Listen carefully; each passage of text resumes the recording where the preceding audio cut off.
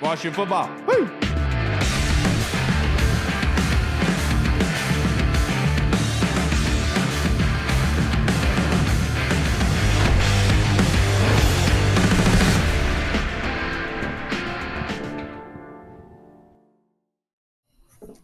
Hello, everybody, and welcome to the Burgundy Zone. I am your host, Kyle. I am joined by my co-host, Michael Hall.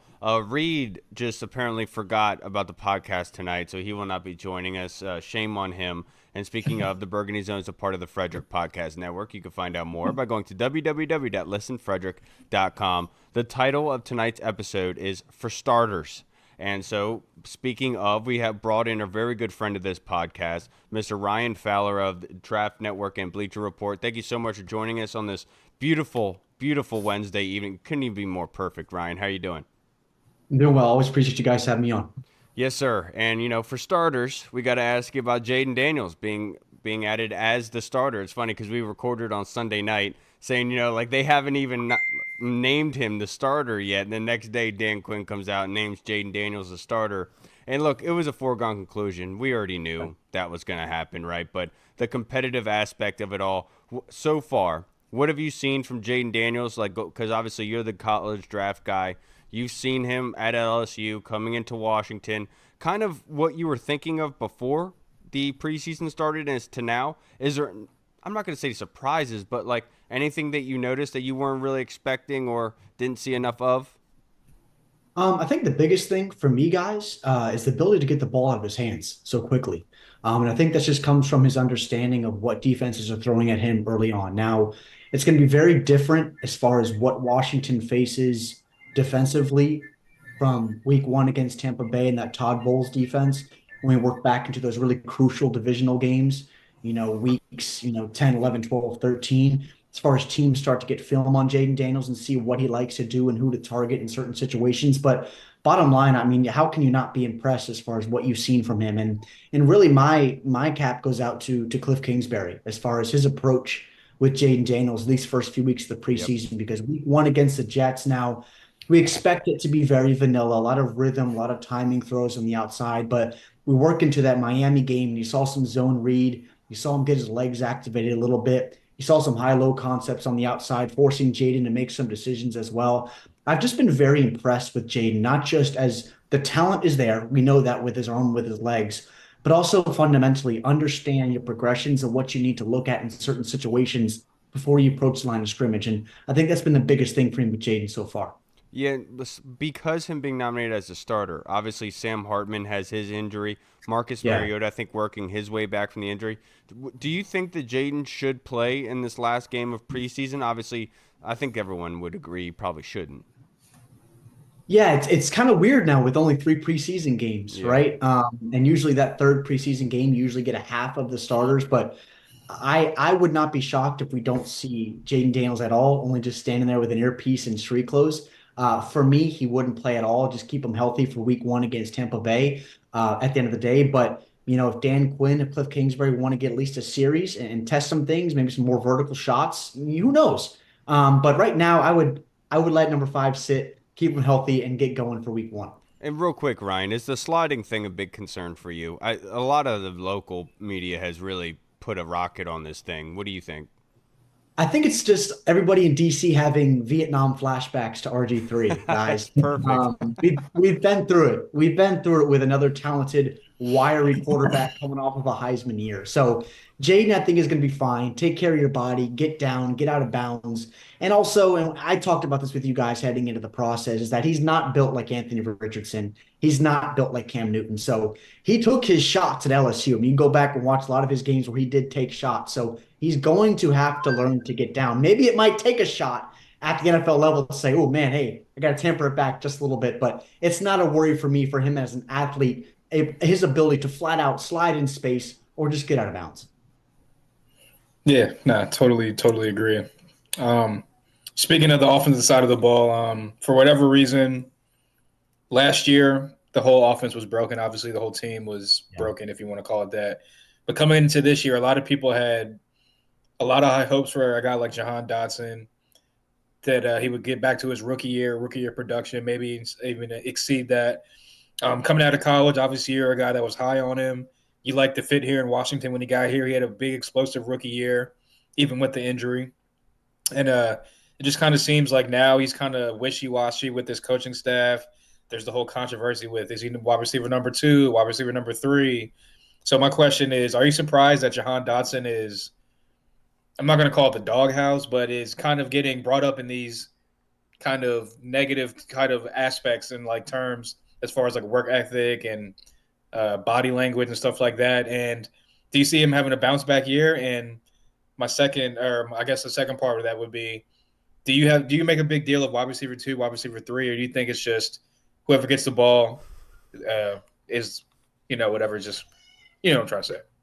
Yeah, to address the latter part of your question, Mike, I think for me, as long as Terry McLaurin is that wide receiver one and that's solidified wide receiver one, I don't think there's any questions of that. As far as from a target perspective, target volume, he deserves every target in the world at a variety of depths. And I think Cliff Kingsbury is not going to waste any time this year getting 17 involved. Unfortunately, what we've seen in years past with Scott Turner or with Eric Bieniemy, to where it'd be the third quarter and there'd be one target for Terry McLaurin. That cannot happen. I don't think there's a corner in football fundamentally man to man that can stay with Terry. And I mean that in all due respect to every corner in the NFL, but Terry is a sensational ball player that hopefully finally gets his recognition this year.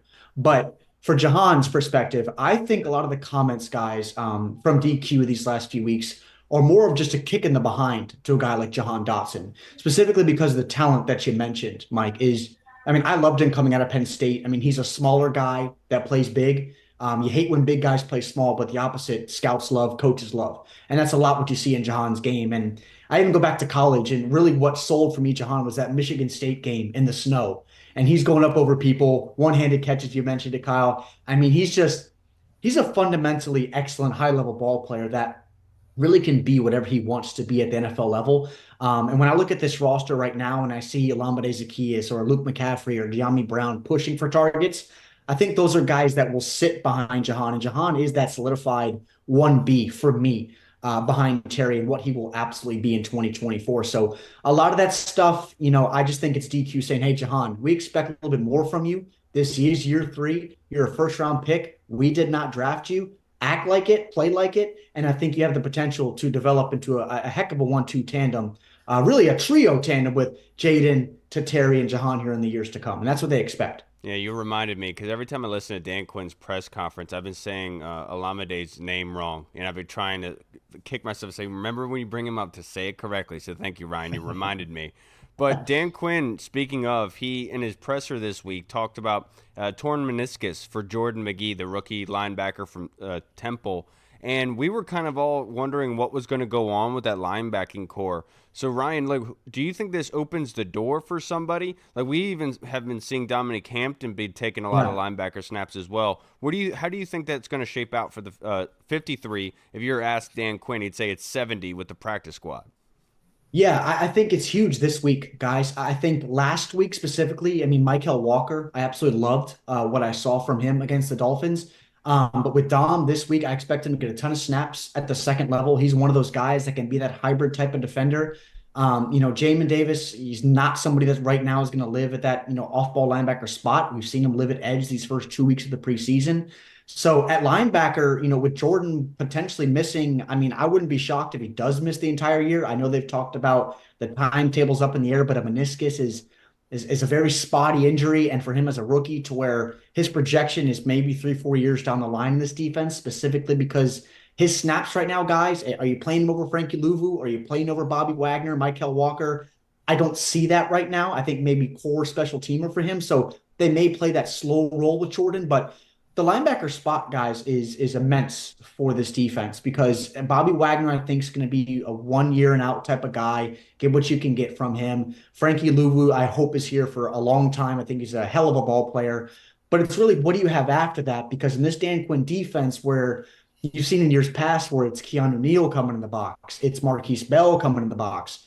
We've seen Tyler Owens come in the box these first 2 weeks of the preseason, who for me is above on the depth chart than a guy like Percy Butler, in my opinion, right now. So these hybrid defenders, especially at the second level, it's going to be interesting for me, really, this last game against the Patriots, because some people are going to have to show up beyond your starters in Louvu and Wagner. Yeah, and you brought up a great point about the safeties as well, because we can't forget that Jeremy Chin has been playing in the box a heck of a whole lot whenever we have seen him. And so, it goes to what Joe Witt was saying in his presser. I have 17 starters. I don't have just 11. That Yeah. that brings into the safeties of stealing from Peter to pay Paul, so to speak. Sorry, Hall.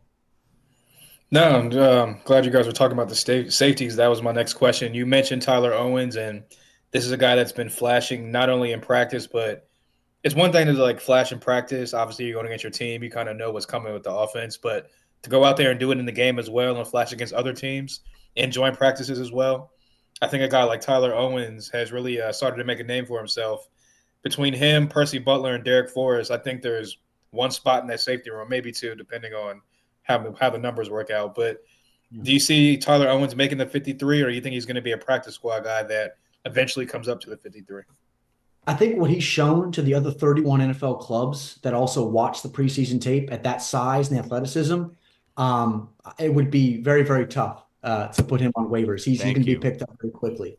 So I think at minimum, he makes a practice squad and he practices every day and works up to a potential rotational start. I mean, when I think about guys in the history of football that potentially start on special teams and carve their way out, whether it's on offense or defense, I always think about Terrell Davis, where he started on special teams for the Broncos. I don't know, I don't remember the guy, but he played San Fran. He knocked the dude on his backside against Yeah. San Fran. Then he got touches as a running back. Then he obviously developed into what we know Terrell Davis is as today as a Hall of Fame back. Not saying Tyler Owens is going to develop into Sean Taylor or Charles Woodson or any of these dynamic safeties of old, but I think he's a player that you keep in town absolutely. Potentially earns maybe appears in 6 to 8 games for you this year in a rotational role and slowly works and learns behind this deep safety group as such a young kid where his ceiling is as a starter, I think, in this league. I'm not saying he's an Pro Bowl type of player, but at that size, the athleticism, the length, the instincts have been apparent these first 2 weeks. He's shown up in joint practices. You have to keep a guy like that in your roster. Totally and utterly agree. I've heard from and the Mike Sammers still mic'd up. His nickname is To. So I know that you'll like that, Hall, because we've had our arguments about your top 5 wide receivers of all time, and for some reason To is high on your list. But with offensive line, it's kind of a mixed bag if you depending on who you ask, Ryan. But more specifically, the left tackle. Cornelius Lucas played pretty well against Miami, and we all can know that you feel good about Cornelius Lucas. Just ask Adam Peters. But Brandon Coleman was slotted as, like, we've had guests on here say that every time that Jayden Daniels went out with the first team, Brandon Coleman was going with him. But we haven't seen him yet. So in your estimation, do you think Cornelius Lucas, because of that injury, starts week 1?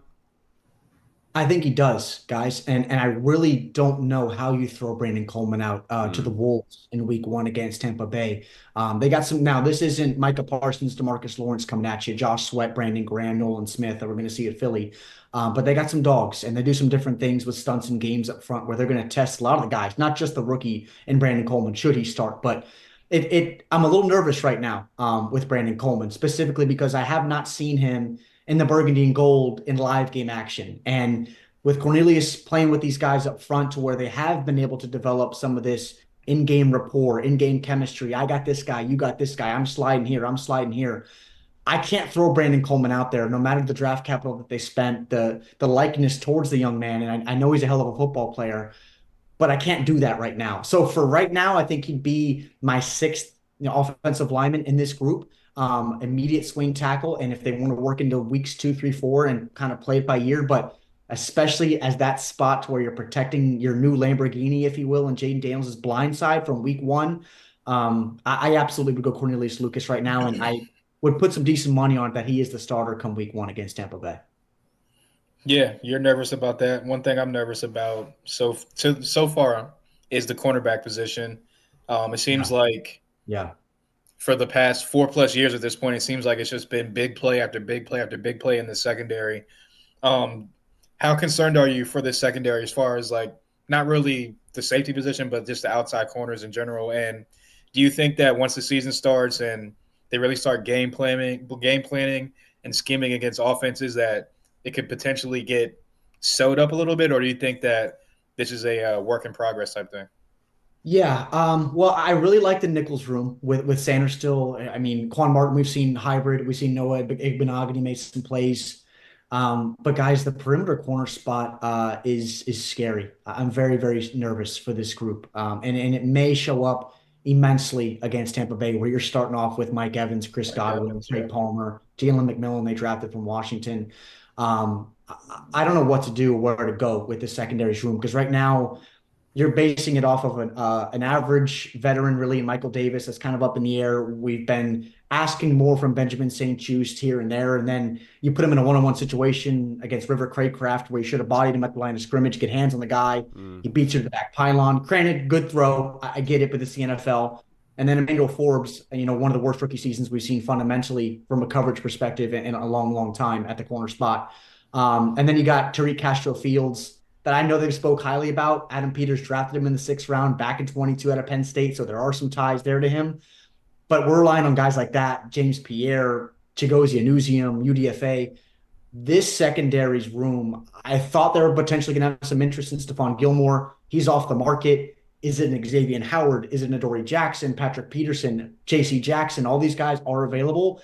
I know those names aren't the same names that they were of old, but this room is lacking in talent, it's lacking in production, and it's lacking in execution. And I don't know if I'm comfortable, if I'm Dan Quinn, Joe Witt right now looking at this group to say, I got to rely on my front four. I'm sending five to get home immediately, or any extra time the quarterbacks have back there to dissect our defenses. It's going to be a long day. Now, I do like the safeties room. I do like the Nichols room, as I said, but this perimeter corners group is I wouldn't be shocked that it's, for me right now, it's one of the top two worst in football, and I'm not sure if it's two.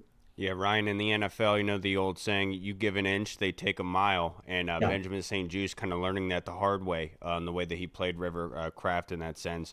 But let's talk yeah. about kicker real quick. Riley Patterson was 4 of 5 today at practice. Does that sway your opinion at all with Riley Patterson, or do you think that they should be using that number 2 overall waiver priority in order to get a kicker?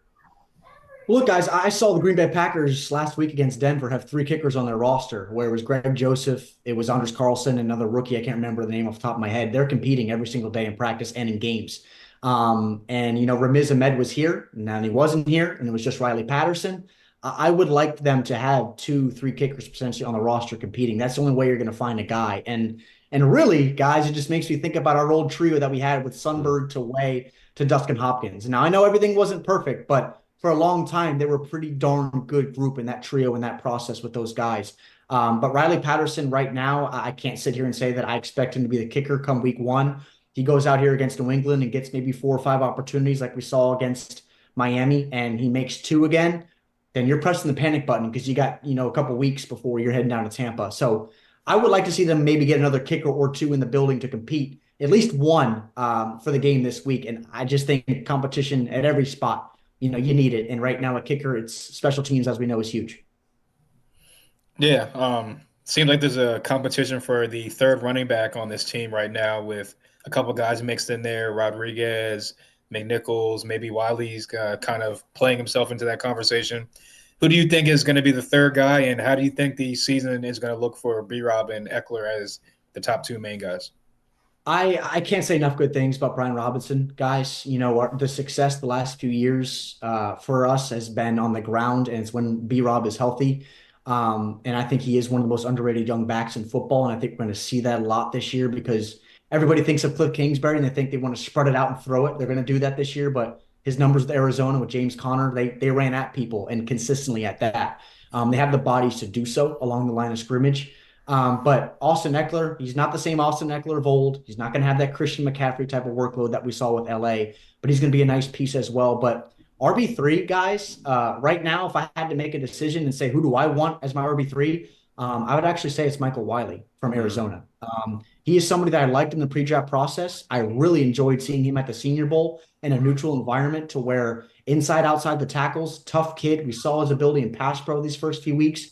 And then also as that third down back, if you have to, in space. And by no means are these third offensive linemen for Washington creating a ton of alleys and tunnels for him to create. So I just like what I saw a lot from Michael Wiley. And again, I don't want to keep bringing it up, but this regime doesn't have ties to guys like Chris Rodriguez. They Mm. did bring in Michael Wiley. They did scout Michael Wiley to bring him into Washington with the personnel that they have. So right now, I think if I had to make a decision as a third running back for us, it'd be Michael Wiley from Arizona. I think he deserves an opportunity. Yeah, he's definitely shown to have very light feet and like you said, in pass pro, it's obviously very important. But to wrap this up, Ryan, only a couple more questions for you. You brought up Cliff Kingsbury. Guys like Ian Hartitz, who I respect, big fantasy guy and knows football, obviously, but kind of harping on Cliff Kingsbury going back to Arizona, not moving his wide receivers, the lack of motion. I think we were the least motioned unit of wide receivers in the preseason thus far. But do you put any stock into that? I would say a little bit. I think what you see right now from just a static alignment perspective is what most likely you're going to get. I know Terry is aligned primarily on the left side line of Yep. scrimmage for like 95% of his snaps so far as the X in this offense. I wouldn't expect a lot of pre-snap movement that you see from a San Fran or Miami or an LA, but I do expect some movement in this offense and this playbook continues to expand and really what Cliff Kingsbury sees in Jayden Daniels, just as far as how far Jayden can expand this playbook, both with his arm and with his legs, because I think we're going to see, I think this base personnel, you're going to live in 11 a lot, but you're going to have two tight ends on the field at some times. You're going to have two running backs, some pony personnel with Brian Robinson and Austin Eckler at times. And sometimes you may run up in base personnel and Terry McLaurin might not be on the field. So I think a little bit you have to take into account with these first two preseason games, but what you're really going to see, the meat of this playbook, we're really not going to see until you work into weeks 3, 4, 5, 6 for this offense. Yeah, like I said, man, as long as you're scoring points and you're Yes. above the league average in converting on third downs, do whatever the heck you want, Cliff. Not like Reed in the sense of what I'm talking about. But my next question for you: the captains. Who do you think the captains will be for this football team? So I'm just gonna say three. I'll go offense one, defense one, and special teams one. Terry McLaurin is I can't say enough good things about him. He's just probably a better man than he is a football player, which is crazy to say. So Terry on offense, on defense. I know John Allen is he's probably a captain, but Bobby Wagner, what he is, what he's going to represent. Bobby Wagner on defense, and then special teams. I think it's easy one to give it the trust way, but Jeremy Reeves, what he did 2 years ago as an All-Pro, what he's offered, also defensively, what we've seen in preseason, may get some more snaps this year on defense. I would go Revo on special teams. So those are my three captains. I think Tressway would agree with you in that sense, Ryan. Last Right. question I have for you. You had posted for I think the Bleacher Report or the Draft Network. I forget. Forgive me, but a mock You can, draft, a way too yeah. early mock draft for next year. Not saying this is where they're going to be, but I saw that. I think it was Pro Football Focus or no, the 33rd team had us in the top 8 and picking somebody, but like the Giants weren't even on that list. I'm sitting here thinking, it was the Vikings weren't even on the list. I was like, what is going on here? So Yeah. what did you see in your mock draft? Kind of tell us. Yeah, so I mean, it's on the Draft Network right now. It's released just a couple days ago. Full 32 teams. I mean, everything I'm taking into conversation with my personal evals, conversations from around the league here these first few months. Now, again, it's August. A lot will change. For me, Abdul Carter from Penn State, I had as my number one overall pick. I don't want to make the comparisons to Micah Parsons, but this kid, off-ball linebacker, and what you're going to see at edge this year, making the full-time transition, played at 240 last year. He's up to 262 verified measurements this spring at Penn State. He is someone that is just a sensational athlete, sensational football player. So for me, he's number one overall pick in that draft. And I think he's going to be someone that just continues to rise in this process. But for Washington's perspective, in that mock, I gave them Travis Hunter from Colorado. I know that's a really fun name. The skill set's unbelievable. It's going to be interesting, guys, to see where teams value Travis. Do you want to play him just at corner? Is he just receiver? Is he going to evolve this industry as far as two-way guys? But the reason why I specifically gave him to Washington is not only would he immediately become Washington's top corner, but with the conversations that we had earlier about Dan Quinn and questions about receiver, he could also come in on certain packages. Now, he's not going to play over 1,000 snaps like he did last year for Colorado at the NFL level. I don't expect that. But if you get somebody to where the athleticism is off the charts, the football IQ is, I don't know if I've ever seen anything like it at the corner position with Travis Mm. Hunter, to come in the building and be that immediate type of defender to where he could shut down type of his field. I mean, the best zone defender guys I've ever seen as our old friend Champ Bailey back in the 2000s and 90s with the Broncos and Commanders. Travis Hunter in zone is, I don't think I've ever seen anything like it. And we've been watching Sauce Gardner. We've watched the likes of Richard Sherman and Josh Normans of the years. He's unbelievable. So to come into Washington, I love that pick in the top 10. We'll see if it happens. We'll see if Washington's even picking in the top 10. Hopefully not. Maybe Thank we you. progress a little bit this year. But Travis Hunter, I think, would be a hell of a selection, not just for Washington, but for a lot of teams here come April. Yeah, thank you for clarifying there, because I was getting a little mad, Ryan. But Yeah. thank you for joining us, brother. But before you get out of here, would you like to plug your social media handle and, of course, your show, just in case anybody watching hasn't followed you or your show yet, brother? Of course, Commanding the Huddle podcast on all podcast platforms 2 times a week, preview and recap podcasts of every single game we got coming up for the Commanders. And then on X, if you don't follow me there already, _Ryan Fowler. And all of my work is at Bleacher Report and the Draft Network. Appreciate you, Ryan, as always, man. Go and enjoy your week and enjoy this blackout game on Sunday, brother. Absolutely. Have a good one. Thanks, guys. Yep. Have a good one. Appreciate it, Ryan. All right, everybody. We just spoke with the man, Mr. Ryan Fowler. I will say this. I was very surprised by his reaction to the kicking situation, saying that not only should they be adding somebody, but they should have already added somebody and competing like the Packers did. You know what I mean? Like I thought that was a big standout of what he said. Yeah, no, I mean, I get what he's saying. You've seen, obviously, going back to the game, you've seen the production that Riley has put out there. And obviously, I know he had a good practice today. He hit one from 58 yards, which is great.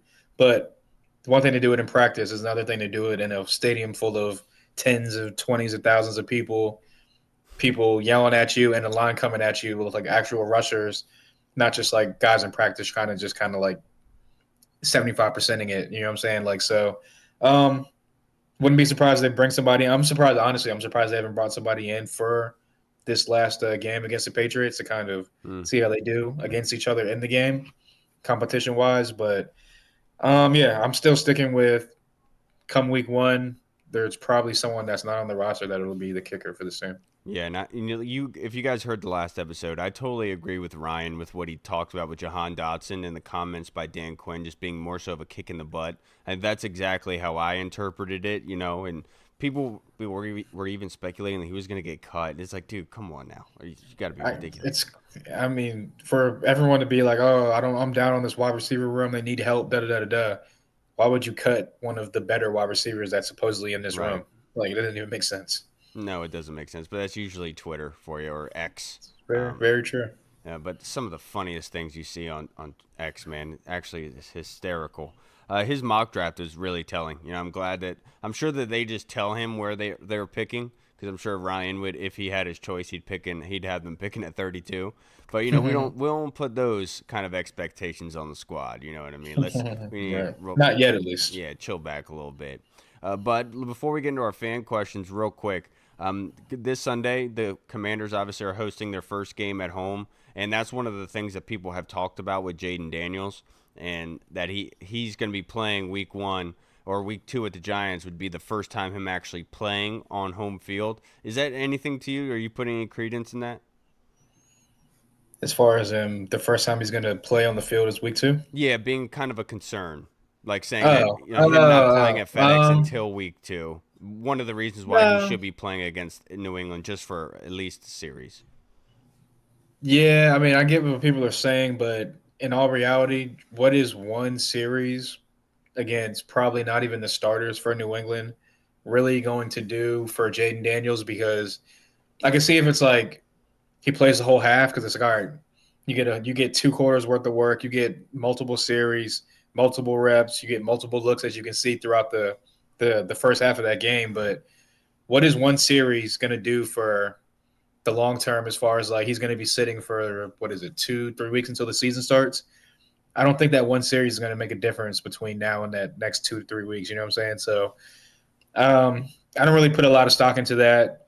The dude was coming off of a college football season, doing all the offseason stuff, all the Heisman stuff, stepped onto the field and looked like he didn't even lose a step. So I have faith that he's going to get into the study room. He's going to get this VR set on. He's going to be studying Tom Bowles' defense.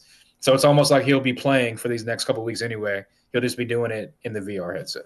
Yeah, that's my whole thing. Like you remember that old Planet Fitness commercial? I lift things up and I put them down. Like you see that blade of grass right there. Jayden Daniels can run some crap on that. He doesn't like it's just grass, dude. It's just a field. It's okay. It's Right. not a different element. It's not a different world. It's not like he's walking through a portal into FedEx Field like I've never place he's never been before. But like that's one of the things that goes back to me with Mihal, where I've always said like you should at least have one practice at FedEx Field before the home opener just to give you that kind of feel for it, you know what I mean?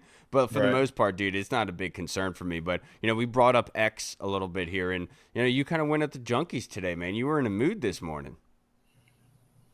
Yeah, that was like yesterday. It was a slow day at the warehouse, not a lot going on. Oh, that was But yesterday, wasn't it? yeah, I wasn't really going at him. I mean, a lot of people You were just took going at him, a lot bro. of people took that time to go in that thread and go on them. That wasn't me. But um, yeah, junkies get people riled up. I'm like, damn. You get the Um, boys rowdy. they get them rowdy. Yeah, but I mean, they were pretty much just making a big deal out of, well, not all of them, just one or two of them. We're making a big deal of Jaden's air pass yards through the air up to this point, and it's like again, my whole thing was okay. Is Cliff Kingsbury known for not really changing up his offense and da da da da? Yes, but it's only the preseason, so like, why are we making a big deal out of what is it? 3 series, 15 passes in the preseason that were. What does it matter that they didn't open up the entire offense and show everything they're going to do? All the coaching staff has made it pretty clear since they were hired that one of their main big advantages is no one knows what it's really going to look like come week 1 and week 2, week 3 ish. So why would you go out there and show everything you're going to show in a preseason game that's meaningless for the most part? So that was my whole thing. And then today they were just talking about what you were talking about, the whole like Ian Hartitz stats and then they brought up Malik Willis, Hendon Hooker, and some other random person in college that he was getting compared to with the sack ratio numbers or I whatever, wonder why. sack to pressure numbers. And at the end of the day, like I said, I get it. Analytics, there's a place and a time for analytics. They were definitely helpful. The numbers are the numbers. You can't change those. But if you're using the eye test and looking at Hendon Hooker and Malik Willis and the random third guy you named, who's the better of those 4 quarterbacks? Like, are we being serious now? So at the end of the day, I get it. It's their job to create people like this, like us, talking about subject matter like that, and get people to call in whatever. But it was just ridiculous, and I was bored at the office, and I was like, you know what? I'm about to just go on a tweeting rant right now.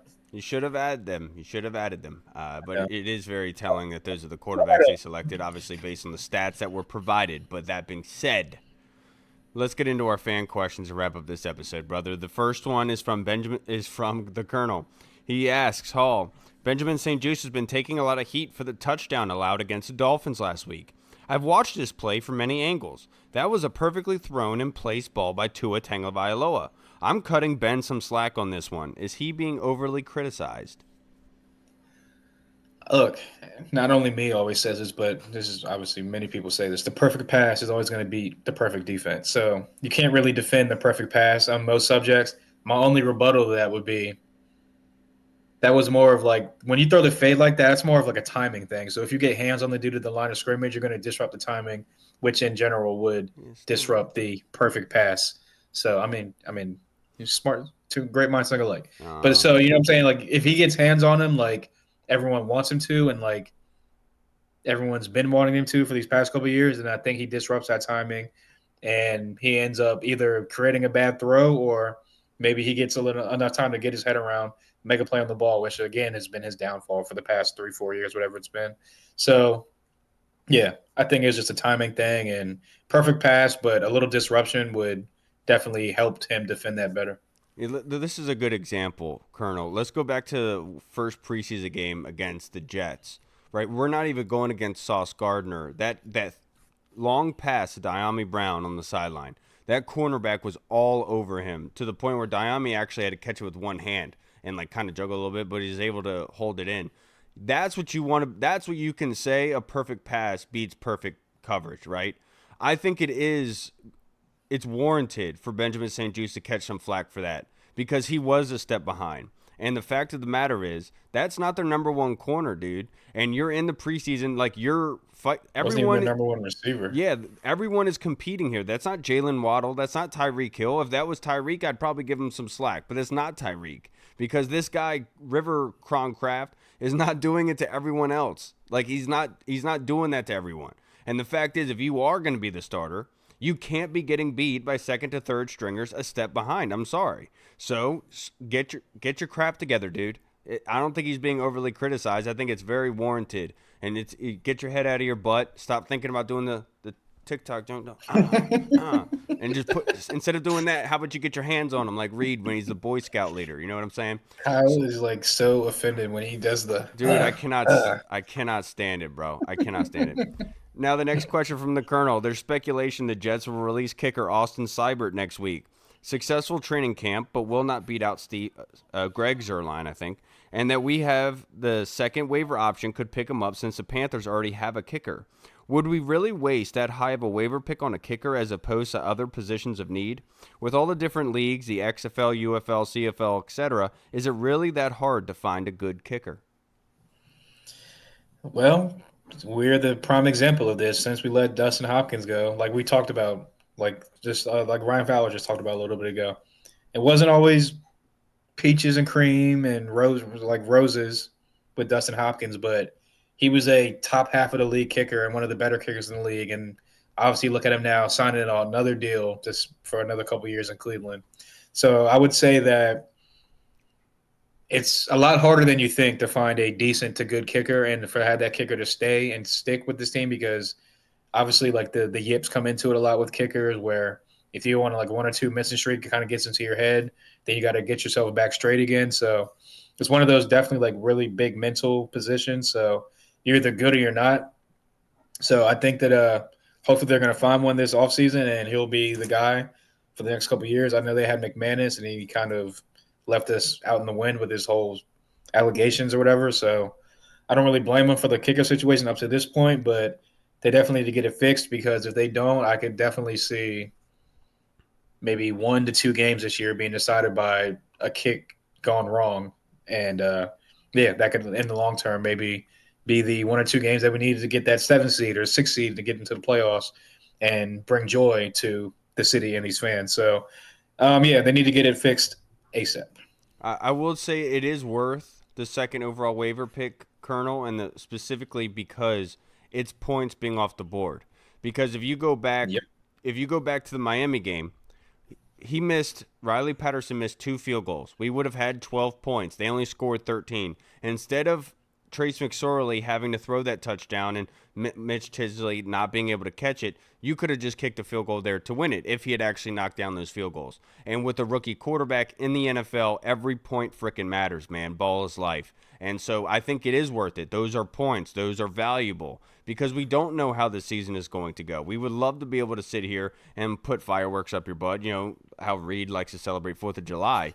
But like it is important. And like obviously kickoffs are important, special teams of course, but more specifically because it attributes to points directly, it is very important. I think it is worth using that on, especially if it's such a glaring need at this point, given the fact that your field goal kicker has been like 2 for 6 so far in the preseason games. I think that is something to be concerned about. And obviously you can do whatever you want in practice, but because it's a direct correlation to points scored, I think it does matter a heck of a whole lot, especially if, let's say, Tampa Bay comes down to the last possession. Jayden Daniels drives him down the field to put him in field goal range, gets him at the 35-yard line. You're looking at a 52-yard field goal. When he's walking, if Riley Patterson walks onto that field, are you going to feel confident? And that's the big question. And no, you're not. And that's why I would say it's worth it to be able to gain that confidence. But of course, if there's like a really, really good talent that has been cut, obviously you could move things around there. You can get a good kicker. But yes, it's hard to find a really good kicker, of course. But that's why other teams are using it for competition. And we didn't really do a great job at that. It's not really their fault with McManus trying to feel his way up to the Mile High Club. But I think this is something that is very important. Now let's go to our next question. This was submitted on Twitter by our guy Scoot Hall. What's considered a breakout season for Dyami Brown? More Don't than laugh at 12 that's kills. not funny. I know. I'm sorry. I was just thinking of his career stats. I mean, I'm like, it ain't gonna be hard. Um, no, but I think his career high is what 12 receptions in a season. So I would say a breakout year. I'm not even gonna do him dirty like that. I'd say a breakout year would be like. I was gonna say he gets 13 as a breakout. It's messed up. No, but I think if he gets like 40 to 50, in between 40 to 50 catches, let's call it 400 to 500 yards and 4 to 5 touchdowns. I think that would be a breakout year for a guy like Niami. Yeah, and if we're being honest, because of the stats you provided, I'm not going to laugh about it because I have respect for the young man. I will I say respect him. It was I, just I will say that it was a funny question. If Diami is able to help this team be competitive in football games and help them win football games, that's a breakout year for Diami. Because at this point, everyone and their mother was already talking about him possibly being cut, not making the 53 or the 70. And so the fact is, if you're able to compete all year long, help this team look as good as they possibly can, help them compete in every single game, and help win football games, that's a breakout year for Diami. And just looking at it in a simple, realistic fashion, that's what you have to do if you're Diami Brown. Help this team I be mean, competitive and help them win football games. That's a breakout year for you, and that's all that honestly that matters is this team success. Like Coach Greg Curls back on Twitter, and he asked me, he's like, "Do you think Jayden Daniels can win Offensive Rookie of the Year?" And like my whole point is, let's if the team is able to make the playoffs or win a playoff game, the solo independent awards are going to come from that. So let's win some football games. Let's try to do as much as possible, and then the other stuff will follow. And that should be what's sought after and looked at. It would be great to have Jayden Daniels Offensive Rookie of the Year, but that being said, I'm sure that Jayden Daniels would trade that Heisman for winning a national championship. You know what I mean? And if you asked him that truthfully, I think he would probably respond that way. And that's how I feel about the subject: is let's win some football games and worry about the other stuff later. Now, the other question submitted on DM on Twitter, this one is from our guy, Mr. Just Your Average Fly Guy, Michael. Tressway and Jeremy Reeves were feel-good stories for the Ron Rivera era. I don't believe we need feel-good stories anymore because we won't suck ass and need to make everyone look at what this hand is doing because they don't want you to pay attention to the team having a circle jerk with the other hand. Do you all agree that Reeves gets cut just cause just being a good gunner on special teams isn't enough? I say Tyler Owens takes Reeves' spot. What say y'all? yeah, such a ridiculous Twitter thread on Twitter the other day. Whenever everyone was going back and forth about that, but I do think that About a circle jerk? nah, that would be interesting too. No, I don't think he gets cut. I think he makes the team. I think that, like, yes, he was a feel good story a couple years ago because Ron Rivera stuck to his word and put him on the field, and then he showed out, made a name for himself, got the contract, blah blah blah blah. Um, yeah, Tressway is not like a feel good story either. Tressway is the longest tenured person on this team for a reason, and yeah, so I think that obviously Tress is going to make the team. I think Jeremy Reeves makes the team. I think that he might get a couple of snaps here and there at safety this year, depending on injuries or packages and whatnot. But I think that yeah, he'll contribute. He's an All-Pro special teams player. He's proved his worth for this team and for not just on the field but off the field as well.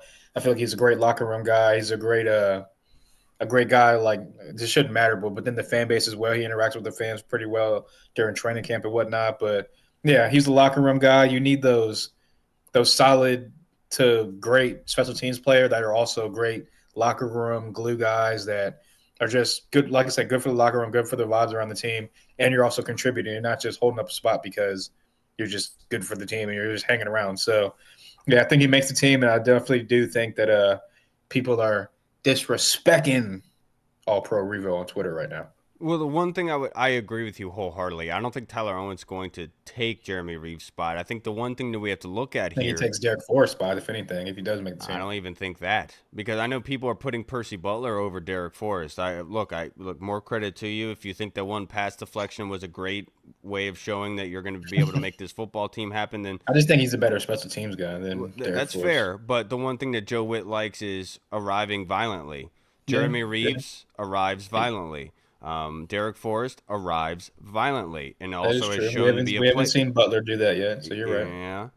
And the other thing I will say is the injuries to linebacker. And everyone likes to point to the lack of depth at linebacker. Well, what do you think they're going to do? They're going to use plenty of safeties. And you need hard hitters, guys that can play multiple positions to be able to help you do that. And so that's why I think that Tyler Owens makes the squad. I think Jeremy Reeves makes the squad because of that reason. Because what if you do have an injury to that safety group, God forbid, you need to have that relief because not only are you needing another safety and backup there, but you also need a body for that linebackers because of the injuries to Jordan McGee. So I think that both guys do make the squad, and I hope that they truly do because Jeremy Reeves is somebody that has, I think, proven himself to not only be a feel-good story, but work for what he deserves. And what he does, what he has done to this point is do exactly what the coaches are asking him to do. Being a leader on special teams, being a leader to guys like him and Mike Sainristil had a funny interaction on the mic up where Mike Sainristil is saying to Jeremy Reeves, every time I look at you, I see more and more of myself. Like saying that he looks like him, and they were cracking up. But They actually do kind of look the same. It's funny. no, Jeremy Reeves said that's crazy, and they started laughing. But so I think that leadership aspect is obviously very important as well.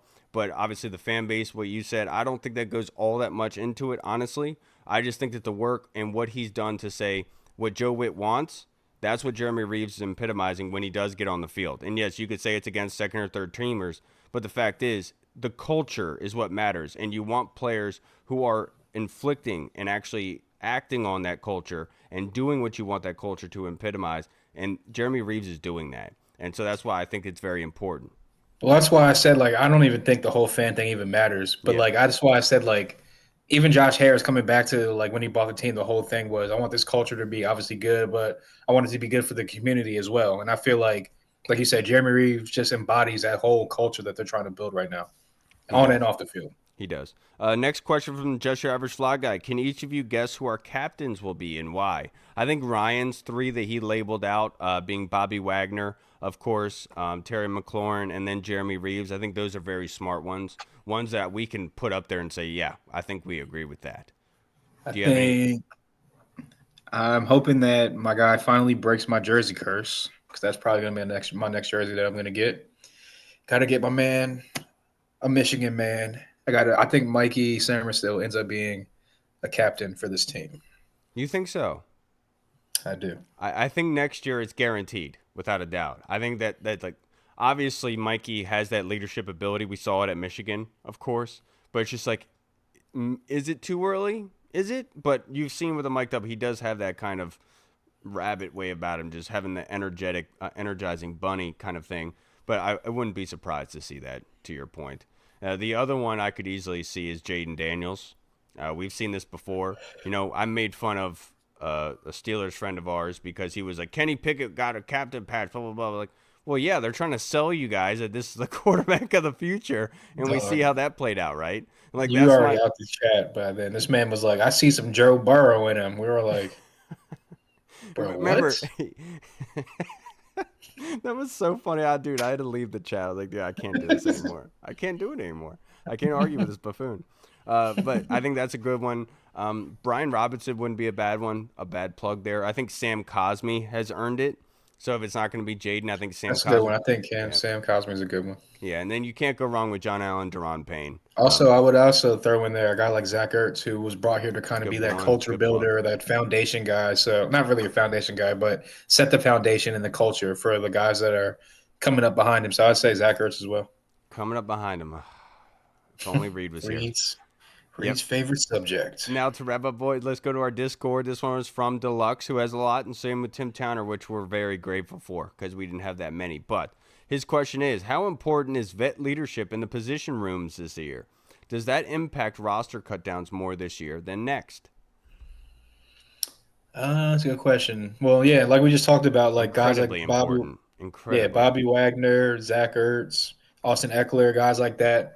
Those guys were bought here not only because they want them to contribute, they're still going to be playing at hopefully a high level, but those are guys that are here to set the standard, set the culture, show guys like, hey, this is what a pro does day in and day out.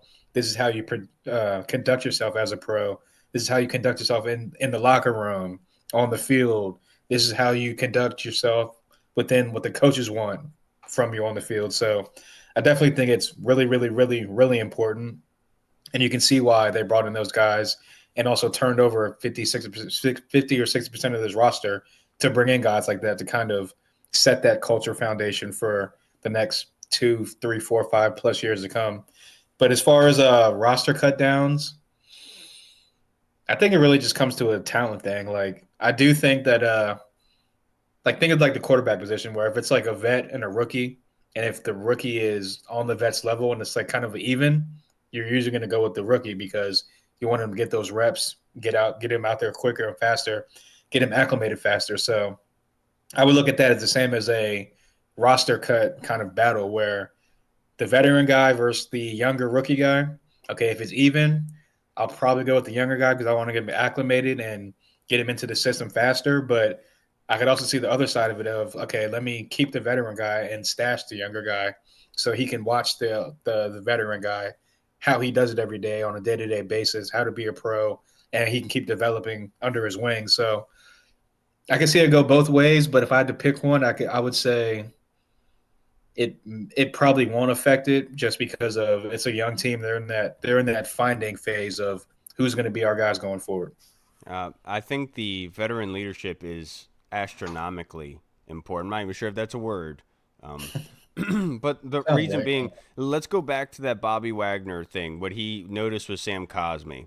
And then coming up to Jayden Daniels and say, hey, Jayden, when we were in this defense, I knew where you were going with the ball. That sort of vet leadership is monumental, important into Jayden Daniels. And then to side off of that, when you look at somebody like Zach Ertz, like Bobby Wagner and Zach Ertz, they're not like Aaron Donalds at their position, just physical, this incredible, gifted, like Michael Parsons type of guys that have this God given ability just to go out there. And like these are guys that are hard hat guys that put themselves in positions to be successful. And that sort of thing being taught to the younger guys is incredibly important. And not only saying that you look, I did it. I'm not the crazy ass athlete, dude. You can easily attain this as well. Just follow what I'm saying and look at what I'm doing and just be a friendly target and being in the right position at the right time, knowing where to go with the ball. The mind aspect of the game, like we've said this so many times on here. What like 90 football, like 90% of it is mental, right? And like that, yep. guys like Zach Ertz and Bobby Wagner really showcase that and put it on full stage. And so I think the vet leadership in that aspect is very important. With the roster cut downs, like you want it to be a fat pig. You want your roster cut downs to be tough. And so adding those vets in there to make those young guys really, really good, because like Dan Quinn had highlighted, with the added room of the practice squad guys, it really adds more fluff for you. It really adds more meat to the potatoes, so to speak, with your practice squad.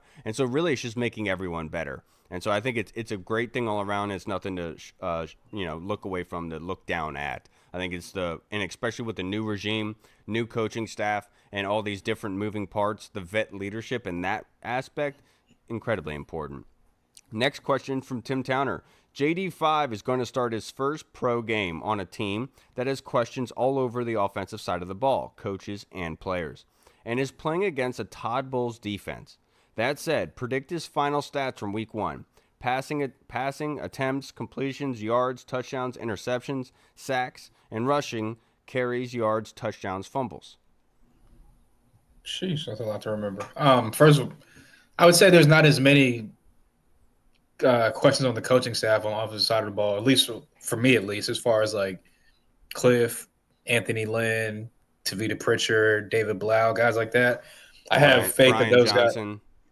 Brian Johnson's maybe the only one you could maybe be like, but even he's had success with. Bobby Johnson. Uh, yeah, that's what I'm saying. Yeah, Bobby Johnson. He's had success in Buffalo with a mobile quarterback like Josh Allen. So I could definitely see him having success here. But yeah, as far as his stat line, I'll say he will be.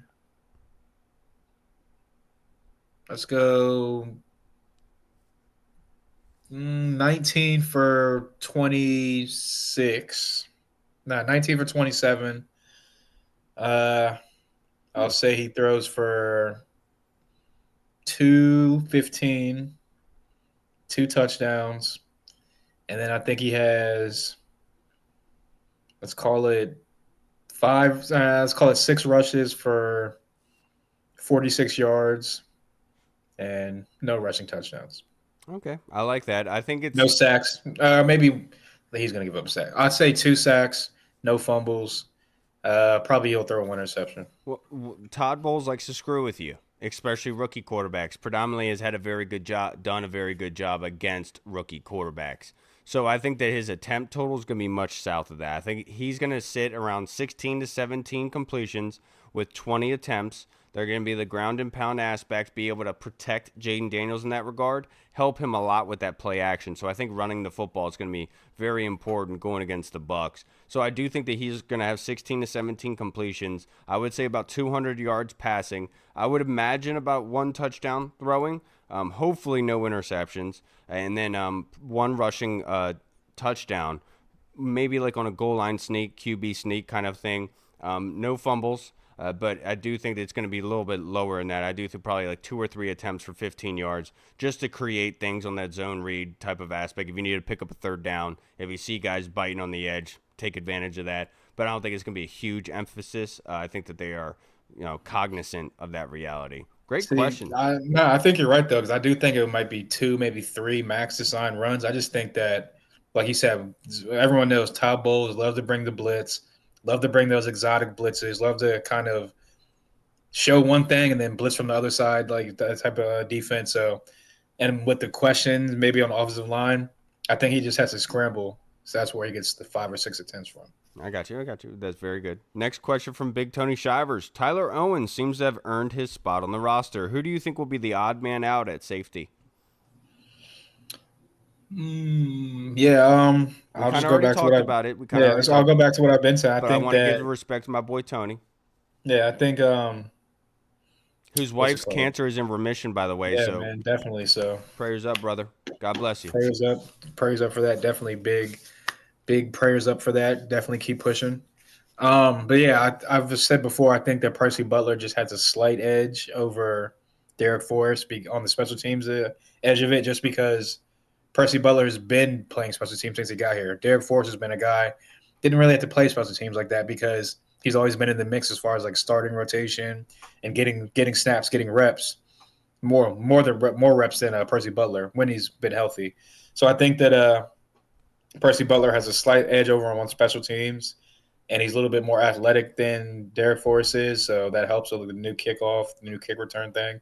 So I think that it's Derek Forrest that unfortunately maybe loses out in that safety battle. But honestly, everyone keeps talking about Tyler Owens making the team. It'll just be crazy to think that he might not even make the team, and it might be Derek Forrest and Percy Butler, and everyone would be like, "Oh my god!" Ah. But yeah, I think Derek Forrest is the guy that unfortunately gets the cut. What an insane reaction by you. I do think it's Percy Butler, unfortunately. If you just look at the snap counts and what's been going on, where he's been playing, at the times that he's been playing, it's obvious that Derek Forrest is getting the first hands at that. So we'll see what comes out in the third preseason game. It's, obviously, Percy Butler could come out starting Derek Forrest in the second half. That, in my opinion, would change. I'm not afraid of being wrong. It's just the way that I see it. Now, the next question that we have, this one is from Deluxe. A lot of talk about schemes based on what coaches have done in the past. Moving or not moving receivers on offense, coverage on defense. We all know that preseason doesn't show what they intend to do. What would you do as a coach to do with these wide receivers or this secondary schematically?